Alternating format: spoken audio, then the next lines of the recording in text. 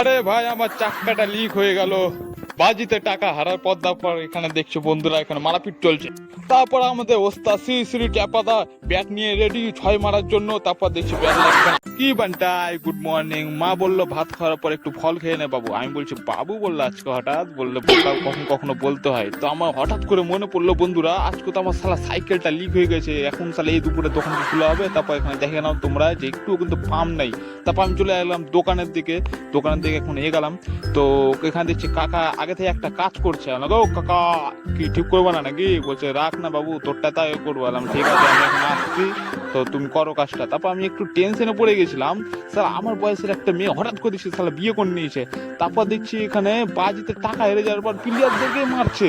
বললাম যে কি হচ্ছে ভাই? তারপর দেখছি আমাদের ট্যাপা ওস্তাদ ব্যাটে নেমে গেল, খাড়া নিয়ে ব্যাট নিয়ে। তারপর হচ্ছে ব্যাট লাগ আউট হয়ে গেছিল।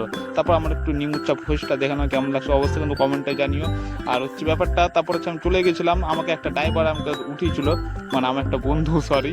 তারপর বন্ধুটা বলে চ তোকে আমি ছেড়ে দিচ্ছি সাইকেল ওখানে। তো যেতে যেতে অনেক সন্ধ্যা হয়ে গেছিল। আজকে এতটাই টাটা।